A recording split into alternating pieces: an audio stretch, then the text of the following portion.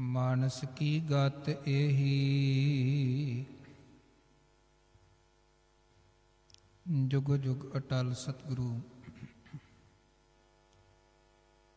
गुरगद्दी ते सुभाईमान दसां पातशाहियां दी जोत सतगुरु साहिब श्री गुरु ग्रंथ साहिब जी महाराज जियां दी पावन पवित्र अमृतमयी हजूरी विखे जुड़ मिल बैठी सन्मान सत्कारयोग साध संगत वड्डियां भागां वाले हाँ। गुर संगत रूप च गुरु चरनां च गुरु दरबार च जुड़े हाँ और इन्हां घड़ियां नूं सफल बनाउंदे होए पावन बाणी तुर की बाणी इलाही बाणी साची बाणी अमृतमयी बाणी दे शब्द कीर्तन आप जी ने प्यार सहित सत्कार सहित श्रवण कीते हैं। गुरबाणी कीर्तन उपरंत आओ गुरबाणी विचार दे नाल जुड़ीए। पंचम पातशाह गुरु अर्जन देव जी महाराज जी की रसना तो बख्शिश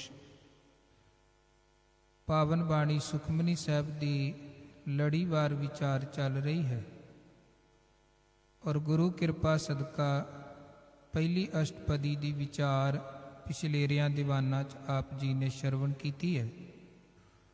उस तो अगले बचना की विचार की सांझ पाईए। सब तो पहला फतेह परवानो गज वज के आखो जी वाहिगुरु जी का खालसा वाहिगुरु जी की फतेह। धन गुरु अर्जन देव जी महाराज सुखमनी साहब की पहली अष्टपदी च जिथे निरोल सिमरन की विचार बख्शिश करते हैं सिमरन का उपदेश देंदे हैं उस तरह दूजी अष्टपदी अंदर भी अकाल पुरख वाहिगुरु जी के नाम की जो वड्डी वड्याई है महिमा है उहदे बारे सतगुरु जी ने समझाया है। आरंभ दे विच दूजा श्लोक है दीन दर्द दुख भंजना घट घट नाथ अनाथ। ये जड़ा बिल्कुल पहला शब्द है दीन, ये शब्द धन गुरु ग्रंथ साहिब जी च दो अर्थां च आउंदा है। एक है दीन मतलब गरीब। हुणे आपां शब्द कीर्तन च भी ये शब्द श्रवण कीता सी किरपा करो दीन के दाते। हे गरीबां दे दाते वाहिगुरु जी किरपा करो। इत्थे भी है दीन दर्द दुख भंजना दीना दे गरीबां दे दुख दर्द भन्नण वाले मुकाउण वाले अकाल पुरख जी। इहदे तो बिना दीन शब्द एक होर अर्थ दे विच भी गुरबाणी च आउंदा है, वो है धर्म। जिवें आप सामने स्क्रीन ते वेख रहे हो दीन शब्द इत्थे दद्दे दे बिहारी नन्ना मुक्ता है, नन्ने दे पैर च कोई होर दूजी मात्रा नहीं है। जिथे नन्ने ते पैर च कोई मात्रा नहीं होएगी दीन शब्द आएगा उहदा ते मतलब है गरीब। ते जिथे दद्दे नन्ने दे पैर च औंकड़ लगी होएगी उहदा मतलब है धर्म।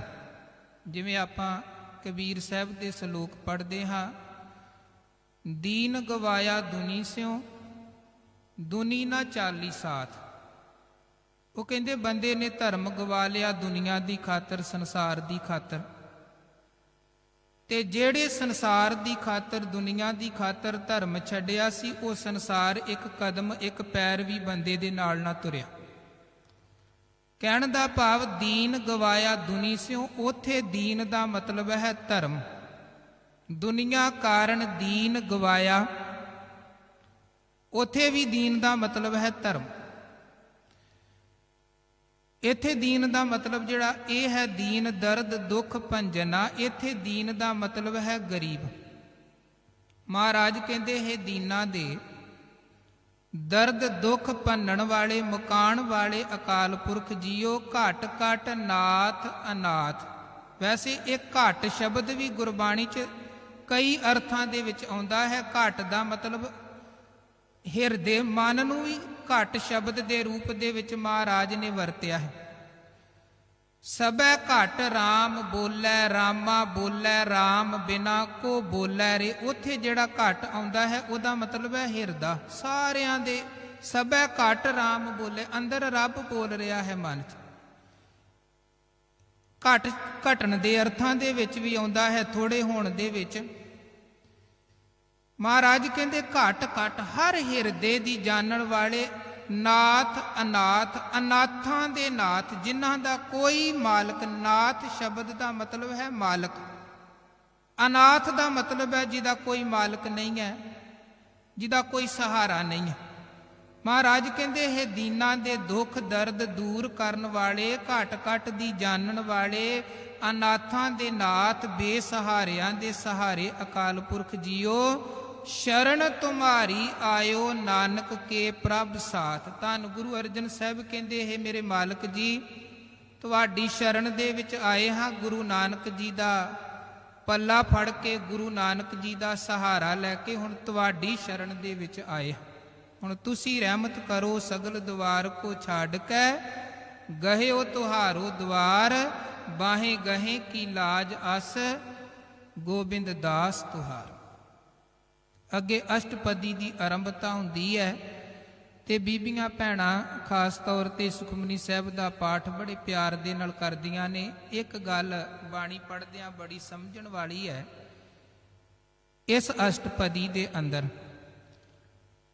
ਜੈ ਮਾਤ ਪਿਤਾ ਸੁਤ ਮੀਤ ਨਾ ਭਾਈ, ਇਹ ਜਿਹੜਾ ਬਿਲਕੁਲ ਪਹਿਲਾ ਸ਼ਬਦ ਹੈ ਇਹ ਹੈ ਜਹ।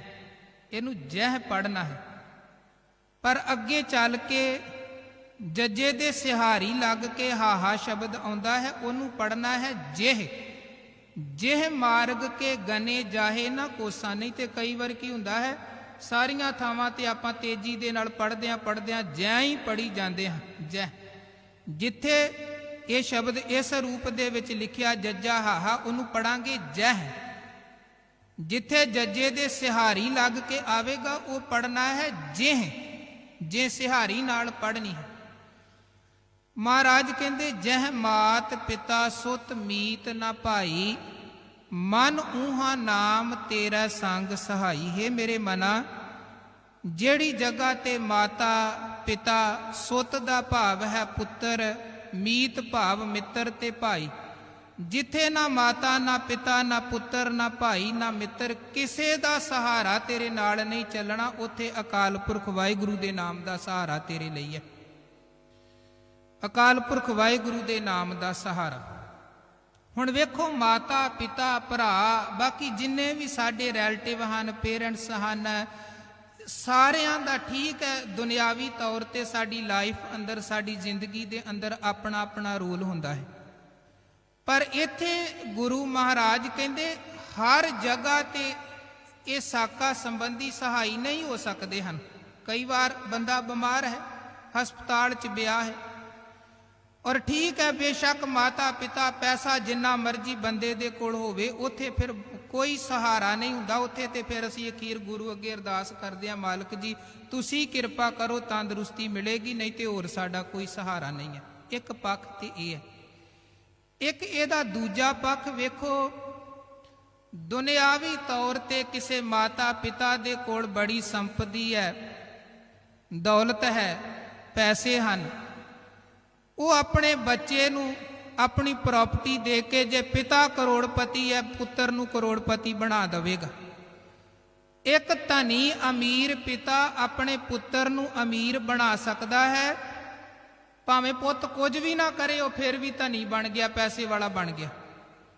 ਪਰ ਇੱਕ ਬ੍ਰਹਮ ਗਿਆਨੀ ਪਿਤਾ ਆਪਣੇ ਪੁੱਤਰ ਨੂੰ ਬ੍ਰਹਮ ਗਿਆਨੀ ਨਹੀਂ ਜੇ ਬਣਾ ਸਕਦਾ।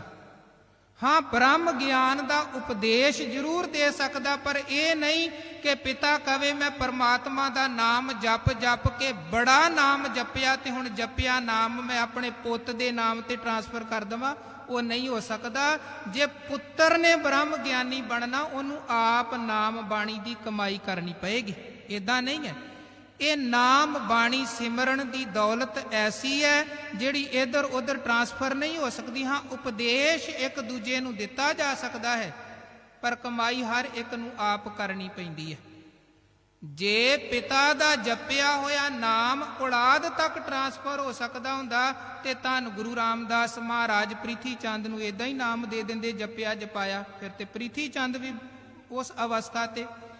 ਜੇ ਪੁੱਤਰ ਦਾ ਜਪਿਆ ਪਿਤਾ ਨੂੰ ਮਿਲ ਸਕਦਾ ਹੁੰਦਾ ਤੇ ਹਰਨਾਕਸ਼ ਤੇ ਪ੍ਰਹਿਲਾਦ ਪਿਤਾ ਪੁੱਤਰ ਹਨ। ਪੁੱਤਰ ਬ੍ਰਹਮ ਗਿਆਨੀ ਹੈ ਤੇ ਪਿਤਾ ਰਾਕਸ਼ ਹੈ। ਪੁੱਤਰ ਉਧਰ ਦੇ ਦਿੰਦਾ ਨਾਮ। ਨਹੀਂ, ਇਹ ਜਿਹੜੀ ਨਾਮ ਬਾਣੀ ਬੰਦਗੀ ਦੀ ਦੌਲਤ ਹੈ, ਉਹ ਇੱਕ ਮਿੱਤਰ ਦੂਜੇ ਮਿੱਤਰ ਨੂੰ ਨਹੀਂ ਦੇ ਸਕਦਾ, ਇੱਕ ਭਾਈ ਦੂਜੇ ਭਾਈ ਨੂੰ ਨਹੀਂ ਦੇ ਸਕਦਾ। ਉਹ ਨਾਮ ਬਾਣੀ ਦੀ ਜਿਹੜੀ ਦੌਲਤ ਹੈ ਉਹ ਆਪ ਹੀ ਕਮਾਉਣੀ ਪੈਂਦੀ ਹੈ। ਇਸ ਕਰਕੇ ਭਾਵੇਂ ਦੁਨਿਆਵੀ ਤੌਰ ਤੇ ਗੱਲ ਹੈ, ਭਾਵੇਂ ਅਧਿਆਤਮਕ ਪੱਧਰ ਦੀ ਗੱਲ ਹੈ, ਮਹਾਰਾਜ ਸੱਚੇ ਪਾਤਸ਼ਾਹ ਕਹਿੰਦੇ ਤੇਰੇ ਜੀਵਨ ਦਾ ਅਸਲੀ ਸਹਾਰਾ ਅਕਾਲ ਪੁਰਖ ਵਾਹਿਗੁਰੂ ਦਾ ਨਾਮ ਹੀ, ਤੇ ਉਹ ਨਾਮ ਕਿਸੇ ਹੋਰ ਦੂਜੇ ਕੋਲੋਂ ਨਹੀਂ ਮਿਲ ਸਕਦਾ। ਉਹ ਨਾਮ ਦੀ ਕਮਾਈ ਤੈਨੂੰ ਆਪ ਕਰਨੀ ਪਏਗੀ ਤੇ ਵਾਹਿਗੁਰੂ ਦਾ ਨਾਮ ਹਰ ਜਗ੍ਹਾ ਤੇ ਤੇਰੇ ਜੀਵਨ ਦੇ ਅੰਦਰ ਸਹਾਈ ਹੋਣ ਵਾਲਾ ਹੈ। ਜੈ ਮਹਾ ਭਿਆਨ ਦੂਤ ਜਮ ਦਲ। ਮਹਾਰਾਜ ਕਹਿੰਦੇ ਜਿੱਥੇ ਬੜੇ ਭਿਆਨਕ ਜਮਦੂਤਾਂ ਦੇ ਨਾਲ ਤੇਰਾ ਵਾਹ ਵਾਸਤਾ ਪਵੇਗਾ, ਉਥੇ ਵੀ ਤੇਰਾ ਦੁਨਿਆਵੀ ਸਾਕਾ ਸੰਬੰਧੀਆਂ ਦੇ ਵਿੱਚੋਂ ਕੋਈ ਤੇਰੇ ਨਾਲ ਨਹੀਂ ਖੜਨਾ ਹੈ। ਕਿਉਂਕਿ ਸਭ ਕੁਛ ਜੀਵਤ ਕੋ ਵਿਵਹਾਰ ਹੈ, ਕੋਈ ਮਰੈ ਨਾ ਮੋਇਆ ਨਾਲੇ। ਮਰੇ ਦੇ ਨਾਲ ਅੱਗੇ ਕੋਈ ਨਹੀਂ ਜਾਂਦਾ। ਅੱਗੇ ਤੇ ਮਹਾਰਾਜ ਕਹਿੰਦੇ ਜਿੰਦ ਨੂੰ ਇਕੱਲਿਆਂ ਹੀ ਜਾਣਾ ਪੈਂਦਾ ਹੈ, ਸਰੀਰ ਤਾਂ ਇੱਥੇ ਦਾ ਇੱਥੇ ਰਹਿ ਜਾਂਦਾ ਹੈ। ਜੈ ਮਹਾ ਭਿਆਨ ਦੂਤ ਜਮ ਦਲੈ, ਤੈ ਕੇਵਲ ਨਾਮ ਸੰਗ ਤੇਰਾ ਚੱਲੈ। ਉੱਥੇ ਮਹਾਰਾਜ ਕਹਿੰਦੇ ਇਕੱਲਾ ਵਾਹਿਗੁਰੂ ਦਾ ਨਾਮ ਹੀ ਤੇਰੇ ਨਾਲ ਚੱਲਦਾ ਹੈ। ਇਸ ਕਰਕੇ ਜਪ ਲੈ ਤਾਂ ਕਿ ਇਹਾਂ ਖਾਟ ਚਲੋ ਹਰ ਲਾਹਾ, ਆਗੇ ਬਸਨ ਸੁਹੇਲਾ। ਜੇ ਤੂੰ ਆਪਣੇ ਫਿਊਚਰ ਨੂੰ ਸੁਹੇਲਾ ਸੁਖੀਆ ਬਣਾਉਣਾ ਚਾਹੁੰਦਾ ਹੈ, ਮਹਾਰਾਜ ਕਹਿੰਦੇ ਅੱਜ ਪ੍ਰੈਜ਼ੈਂਟ ਦੇ ਵਿੱਚ ਤੂੰ ਅਕਾਲ ਪੁਰਖ ਵਾਹਿਗੁਰੂ ਦਾ ਨਾਮ ਜਪ। ਜੈ ਮੁਸ਼ਕਲ ਹੋਵੇ ਅਤ ਭਾਰੀ, ਹਰ ਕੋ ਨਾਮ ਖਿਨ ਮਾਹੇ ਉਦਾਰੀ। ਮਹਾਰਾਜ ਕਹਿੰਦੇ ਜੇ ਕਿਧਰੇ ਤੂੰ ਵੱਡੀ ਭਾਰੀ ਮੁਸੀਬਤ ਵਿਪਤਾ 'ਚ ਫਸ ਜਾਵੇਂ ਨਾ, ਤੇ ਉਸ ਵਿਪਤਾ 'ਚੋਂ ਬਾਹਰ ਕੱਢਣ ਵਾਲਾ ਵੀ ਕੇਵਲ ਅਕਾਲ ਪੁਰਖ ਵਾਹਿਗੁਰੂ ਦੇ ਨਾਮ ਦਾ, ਪਰਮੇਸ਼ਰ ਦਾ ਸਹਾਰਾ ਹੈ। ਇੱਕ ਸ਼ਬਦ ਆਪਾਂ ਬੜੇ ਪਿਆਰ ਦੇ ਨਾਲ ਪੜ੍ਹਦੇ ਹਾਂ, ਜਾਂ ਕੋ ਮੁਸ਼ਕਲ ਅਤ ਬਣੇ। ਦੇਖੋ, ਇਹ ਜ਼ਿੰਦਗੀ ਇੱਕ ਸੰਘਰਸ਼ ਹੈ। ਜ਼ਿੰਦਗੀ ਇਹ ਨਹੀਂ ਹੈ ਕਿ ਜਿਵੇਂ ਅਸੀਂ ਪਲਾਨ ਕੀਤਾ ਹੋਵੇ ਤੇ ਸਾਰਾ ਕੁਝ ਉਸੇ ਤਰ੍ਹਾਂ ਚੱਲੇ। ਕਈ ਵਾਰ ਅਸੀਂ ਬੜਾ ਕੁਝ ਸੋਚਦੇ, ਜਿਹਨੂੰ ਮਹਾਰਾਜ ਕਹਿੰਦੇ ਨਰ ਚਾਹਤ ਕਛ ਔਰੈ ਕੀ ਔਰੈ ਪਈ। ਇੱਕ ਜਗ੍ਹਾ ਗੁਰੂ ਮਹਾਰਾਜ ਜੀ ਦਾ ਬਚਨ ਹੈ, ਮਤਾ ਕਰੈ ਪੱਛਮ ਕੀ ਤਾਈ ਪੂਰਬ ਹੀ ਲੈ ਜਾਤ। ਕਈ ਵਾਰ ਬੰਦਾ ਤਿਆਰ ਹੋ ਰਿਹਾ ਹੁੰਦਾ ਸਵੇਰੇ ਸਵੇਰੇ ਕਿਤੇ ਹੋਰ ਜਾਣ ਦੇ ਲਈ, ਅਚਾਨਕ ਇੱਕ ਫੋਨ ਆਉਂਦਾ ਤੇ ਸਾਰੇ ਦਾ ਸਾਰਾ ਪਲਾਨ ਹੀ ਚੇਂਜ ਕਰਨਾ ਪੈਂਦਾ, ਹੋਰ ਦਾ ਹੋਰ ਪਾਸੇ ਜਾਣਾ ਪੈਂਦਾ ਹੈ। ਮਹਾਰਾਜ ਸੱਚੇ ਪਾਤਸ਼ਾਹ ਕਹਿੰਦੇ ਜ਼ਿੰਦਗੀ 'ਚ ਕੋਈ ਪਤਾ ਨਹੀਂ ਹੈ ਕਿਹੜੇ ਵੇਲੇ ਕਿਹੜੀ ਮੁਸੀਬਤ ਨੇ ਆਣ ਸਾਨੂੰ ਘੇਰਨਾ ਹੈ, ਤੇ ਇਹਨਾਂ ਮੁਸੀਬਤਾਂ 'ਚੋਂ ਬਚਾਉਣ ਵਾਲਾ ਪਰਮਾਤਮਾ ਹੀ ਹੈ। ਜਾਂ ਕੋ ਮੁਸ਼ਕਲ ਅਤ ਬਣੇ, ਢੋਈ ਕੋਏ ਨਾ ਦੇ, ਲਾਗੂ ਹੋਏ ਦੁਸ਼ਮਣਾ ਸਾਕ ਪੀ ਭੱਜ ਖਲੇ। ਬੜੀ ਵੱਡੀ ਮੁਸ਼ਕਲ ਆਣ ਬਣੀ ਹੈ, ਕੋਈ ਸਹਾਰਾ ਨਹੀਂ ਮਿਲ ਰਿਹਾ ਹੈ। ਤੇ ਵੇਖੋ, ਕੋਈ ਮੁਸੀਬਤ ਸਾਡੀ ਜ਼ਿੰਦਗੀ 'ਚ ਆਵੇ ਨਾ, ਤੇ ਅਸੀਂ ਆਸ ਰੱਖਦੇ ਹਾਂ ਕਿਸੇ ਨਾ ਕਿਸੇ ਦੇ ਉੱਪਰ ਕਿ ਹਾਂ ਉਹ ਮੇਰੀ ਮਦਦ ਕਰ ਸਕਦਾ, ਹੈਲਪ ਕਰ ਸਕਦਾ ਹੈ। ਪਰ ਕਿਹਦੇ ਤੇ ਆਸ ਰੱਖਦੇ? ਆਪਣੇ ਮਿੱਤਰਾਂ ਤੇ ਆਸ ਰੱਖਦੇ। ਕਿਸੇ ਨਾਲ ਬੰਦੇ ਦਾ ਝਗੜਾ ਹੋਇਆ ਹੋਵੇ, ਕਿਸੇ ਨਾਲ ਦੁਸ਼ਮਣੀ ਪਈ ਹੋਵੇ, ਬੰਦਾ ਦੁਸ਼ਮਣ ਤੇ ਥੋੜਾ ਭਰੋਸਾ ਰੱਖਦਾ, ਆਸ ਰੱਖਦਾ ਕਿ ਮੁਸ਼ਕਲ ਵੇਲੇ ਮੇਰਾ ਦੁਸ਼ਮਣ ਮੇਰੀ ਮਦਦ ਕਰੇਗਾ। ਆਸ ਬੰਦਾ ਮਿੱਤਰਾਂ ਦੇ ਉੱਤੇ ਰੱਖਦਾ ਹੈ, ਦੁਸ਼ਮਣਾਂ ਤੇ ਨਹੀਂ। ਪਰ ਮਹਾਰਾਜ ਕਹਿੰਦੇ ਬੰਦਾ ਵਿਪਤਾ 'ਚ ਫਸਿਆ ਹੈ, ਜਿਹੜੀ ਗੱਲ ਬੰਦਾ ਦੁਸ਼ਮਣਾਂ ਪ੍ਰਤੀ ਸੋਚਦਾ ਸੀ ਕਿ ਉਹਨਾਂ ਨੇ ਮੇਰੀ ਬਾਂਹ ਨਹੀਂ ਫੜਨੀ, ਮਿੱਤਰ ਵੀ ਦੁਸ਼ਮਣ ਬਣ ਜਾਣ, ਮਿੱਤਰ ਵੀ ਹੱਥ ਮੋੜ ਲੈਣ, ਲਾਗੂ ਹੋਏ ਦੁਸ਼ਮਣਾ, ਸਾਕ ਵੀ ਭੱਜ ਖਲੇ, ਸਭੋ ਭੱਜੇ ਆਸਰਾ ਚੂਕੇ, ਸਭ ਅਸਰਾਉ। ਗੁਰੂ ਕਹਿੰਦੇ ਕੋਈ ਏਦਾਂ ਦਾ ਸਮਾਂ ਆਣ ਬਣੇ ਜਦੋਂ ਸਾਰੇ ਹੀ ਦੁਨੀਆ ਦੇ ਦਰਵਾਜ਼ੇ ਬੰਦ ਹੋ ਜਾਣ। ਚੇਤੇ ਰੱਖੀ, ਸੰਸਾਰ ਦੇ ਦਰਵਾਜ਼ੇ ਤੇਰੇ ਲਈ ਬੰਦ ਹੋ ਸਕਦੇ, ਗੁਰੂ ਦੇ ਦਰਵਾਜ਼ੇ ਕਦੇ ਬੰਦ ਨਹੀਂ ਹੁੰਦੇ। ਵਾਹਿਗੁਰੂ ਦੇ ਘਰ ਦੇ ਦਰਵਾਜ਼ੇ ਕਦੇ ਬੰਦ ਨਹੀਂ ਹੁੰਦੇ। ਤੂੰ ਜਦੋਂ ਮਰਜੀ ਆ, ਨਾਨਕ ਸਤਿਗੁਰ ਐਸਾ ਜਾਣੀਆ ਜੋ ਸਭ ਸੈ ਲਏ ਮਿਲਾਏ ਜੀ। ਉਹ ਵਾਹਿਗੁਰੂ ਤੇ ਹਮੇਸ਼ਾ ਹੀ ਸਾਡਾ ਸਹਾਰਾ ਹੈ। ਲਾਗੂ ਹੋਏ ਦੁਸ਼ਮਣਾ, ਸਾਕ ਵੀ ਭੱਜ ਖਲੇ, ਸਭੋ ਭੱਜੇ ਆਸਰਾ ਚੂਕੇ, ਸਭ ਅਸਰਾਓ, ਚਿੱਤ ਆਵੈ ਉਸ ਪਾਰ ਬ੍ਰਹਮ, ਲੱਗੈ ਨਾ ਤਤੀ ਵਾਓ। ਵੱਡੀ ਤੋਂ ਵੱਡੀ ਵਿਪਤਾ 'ਚ ਵੀ ਜੇ ਅਸੀਂ ਰੱਬ ਦਾ ਸਹਾਰਾ, ਗੁਰੂ ਅਕਾਲ ਪੁਰਖ ਦਾ ਸਹਾਰਾ ਲੈ ਲਈਏ, ਮਹਾਰਾਜ ਕਹਿੰਦੇ ਮਾਲਕ ਤਤੀ ਵਾਹ ਵੀ ਨਹੀਂ ਲੱਗਣ ਦਿੰਦਾ ਹੈ। ਇੱਕ ਖਿਨ ਦੇ ਵਿੱਚ ਮੁਸੀਬਤ 'ਚੋਂ ਮਾਲਕ ਬਾਹਰ ਕੱਢ ਲੈਂਦਾ ਹੈ। ਆਪਣੇ ਸੇਵਕ ਕੀ ਆਪੇ ਰਾਖੈ, ਆਪੇ ਨਾਮ ਜਪਾਵੈ, ਜੈ ਜੈ ਕਾਜ ਕਿਰਤ ਸੇਵਕ ਕੀ, ਤਹਾਂ ਤਹਾਂ ਉਠਤਾਵੈ। ਭਾਈ ਮੱਖਣ ਸ਼ਾਹ ਲੁਬਾਣਾ, ਬੇੜਾ ਸਮੁੰਦਰ ਦੇ ਵਿੱਚ ਡੋਲ ਗਿਆ, ਡੁੱਬਣ ਦੇ ਕਿਨਾਰੇ ਬੇੜਾ ਪਹੁੰਚ ਗਿਆ। ਕੋਈ ਜਦੋਂ ਸਹਾਰਾ ਨਹੀਂ, ਉਹਨਾਂ ਧੰਨ ਗੁਰੂ ਤੇਗ ਬਹਾਦਰ ਮਹਾਰਾਜ ਜੀ ਦੇ ਚਰਨਾਂ 'ਚ ਅਰਦਾਸ ਕੀਤੀ ਤੇ ਸਤਿਗੁਰੂ ਨੇ ਰਹਿਮਤ ਕਰਕੇ ਫਿਰ ਸਿੱਖ ਦਾ ਸਹਾਰਾ ਬਣ ਕੇ ਡੁੱਬਣ ਤੋਂ ਬਚਾ ਲਿਆ। ਮਹਾਰਾਜ ਕਹਿੰਦੇ ਹਰ ਕੋ ਨਾਮ ਖਿਨ ਮਾਹੇ ਉਧਾਰੀ, ਮਾਲਕ ਦਾ ਨਾਮ ਵੱਡੀ ਤੋਂ ਵੱਡੀ ਮੁਸ਼ਕਲ ਦੇ ਵਿੱਚੋਂ ਵੀ ਇੱਕ ਖਿਨ 'ਚ ਬਾਹਰ ਕੱਢ ਲੈਣ ਵਾਲਾ ਹੈ। ਅਨੇਕ ਪੁਨੈ ਚਰਨ ਕਰਤ ਨਹੀਂ ਤਰੈ। ਇਹ ਪੁਨੈ ਚਰਨ ਸ਼ਬਦ ਹੈ ਜਿਹੜਾ, ਇਹਦਾ ਮਤਲਬ ਹੈ ਜਿਵੇਂ ਕਿਸੇ ਨੇ ਪਾਪ ਕਰ ਦਿੱਤਾ ਤੇ ਖਾਸ ਤੌਰ ਤੇ ਪੁਰਾਤਨ ਸਨਾਤਨ ਹਿੰਦੂ ਮਤ ਦੇ ਅੰਦਰ ਬਹੁਤ ਸਾਰੇ ਕਰਮ ਐਸੇ ਵੀ ਦੱਸੇ ਗਏ ਹਨ ਕਿ ਜੇ ਆਹ ਪਾਪ ਤੁਸੀਂ ਕਰ ਦਿੱਤਾ, ਉਦੋਂ ਬਾਅਦ ਆਹ ਕਰਮ ਕਰ ਦਵੋ ਤੇ ਤੁਹਾਡੇ ਪਾਪ ਧੋਤੇ ਜਾਣਗੇ। ਜਿਵੇਂ ਇੱਕ ਆਮ ਪ੍ਰਚਲਿਤ ਜਿਹੀ ਗੱਲ ਹੈ ਕਿ ਜੇ ਉਹ ਕਹਿੰਦੇ ਕਿਸੇ ਕੋਲੋਂ ਬਿੱਲੀ ਮਰ ਜਾਏ ਤੇ ਉਹਨੂੰ ਬੜਾ ਵੱਡਾ ਪਾਪ ਮੰਨਦੇ ਹਨ, ਤੇ ਫਿਰ ਕਹਿੰਦੇ ਇਹਦੇ ਬਦਲੇ ਜੇ ਬੰਦਾ ਸੋਨੇ ਦੀ ਬਿੱਲੀ ਚੜਾ ਦਵੇ ਤੇ ਫਿਰ ਉਹ ਪਾਪ ਬਖਸ਼ਿਆ ਜਾਂਦਾ ਹੈ। ਹਾਲਾਂਕਿ ਗੁਰਬਾਣੀ ਗੁਰਮਤ ਇਹਨਾਂ ਚੀਜ਼ਾਂ ਦੇ ਨਾਲ ਸਹਿਮਤ ਨਹੀਂ ਹੈ।